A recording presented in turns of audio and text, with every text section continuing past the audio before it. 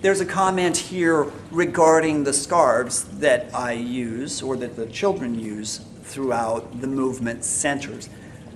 The reason I chose scarves is, one, they're light, and you've always got to worry about safety. I can see through them because you don't know. Yeah, you do. Children are going to do some amazing things with stuff that you never thought that they were going to do, and you need to worry about safety. So scarves are readily available through most music vendors. The ones that I've purchased recently have a hem, which is really good because they don't fray quite as easily. They're not as big as I wish they were, but they have a hem, so they're not going to fray. And the reason I chose them is because that's what's available. Some people use streamers. I went to one of the discount music places years ago and got some pinwheels and some streamers, and my principal said, "Oh yeah, get a bunch of those because those are cheap." And you know, they were. If you buy cheap stuff, it will fall apart within one class period. Opt for quality rather than cheap. Opt for less of a better quality than more of a lesser quality. That's just my advice on that. Another question or another comment was about the conducting center and how that's set up. One of the things that I have always tried to do is increase my children's desire to sing during centers. They typically do not want to sing during centers, most of them. And I've found this over the last 15, 20 years. Given the choice, they're going to play on a drum rather than sing. So how can I devise a center, a game that, one, is authentically musical, that really helps the child experience music in an authentic way? One of those ways is with a baton in the conducting center. So as you know, I'm very much into singing, and so I get my children to sing and listen and focus all the time. One of the things that I find most valuable is that I've got stuff all over my house. My wife has stuff. There are people all over this great city I live in this great country, that have closets full of stuff they just don't need. Years ago, I was at a conference and I had sciatica and I just couldn't handle it. It was killing me, and this person sitting next to me was sitting on this pillow, this pink, what is it, an Aeromat pillow. Oh, it's not a pillow, but it's anyway, I'll let you know. It's something that you stand on for posture, and she had it on her chair so that when she was sitting on these hard school chairs, her spine would be aligned. It would have that nice curve to it. So I bought one, and my spine got better, and so I'm not using it anymore. So I use this as a podium. This is my podium for the kids. So here's what we do. Let's say we're Johnny Get Your Haircut. I don't know if anybody does Johnny Get Your Haircut, sings it out there. I'm gonna bum bum ba da ba dum pum pum. So we have Johnny Get Your Haircut, haircut, haircut. Johnny Get Your Haircut just like me.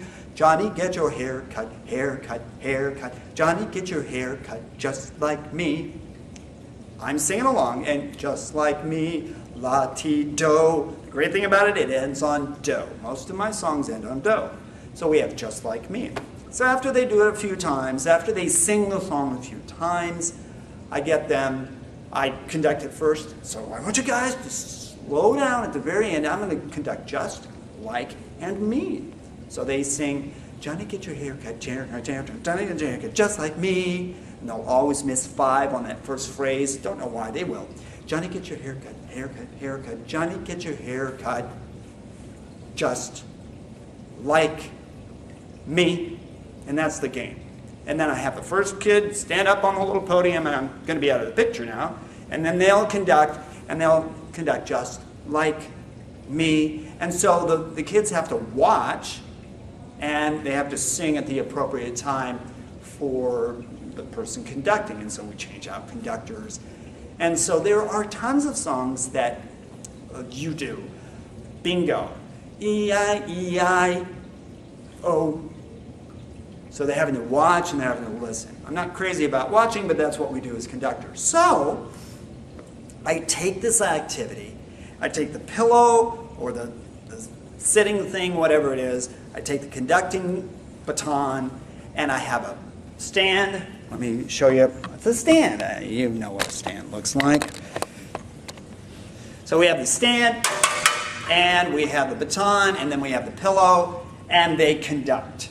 And then there's, we have instructions there for the kids to follow, and I might write out the specific songs that they need to sing right there.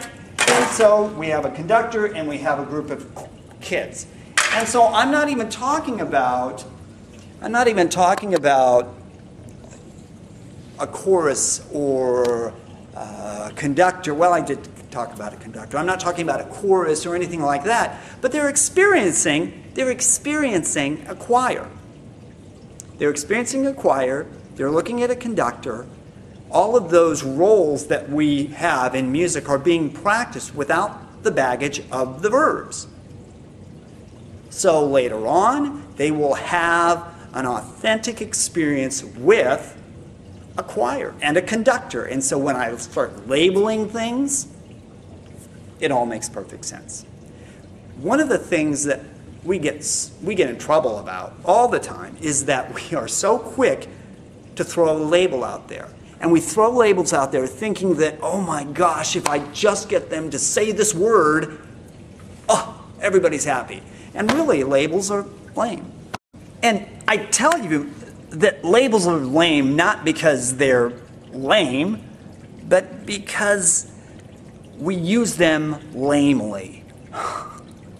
We overuse them. We use them as a way to justify our existence.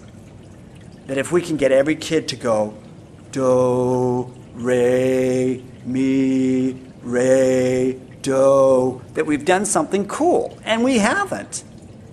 I would rather have a child go ba-bum ba-bum ba-bum ba-bum ba-bum ba-dum ba-dum ba-dum ba-dum ba-dum ba-dum ba-dum ba-dum bum ba-bum ba-dum ba-dum ba-dum ba-dum ba-dum ba-dum ba-dum bum bum bum ba-ba-do-ba-do. I would rather a child be able to do that than do, re, mi,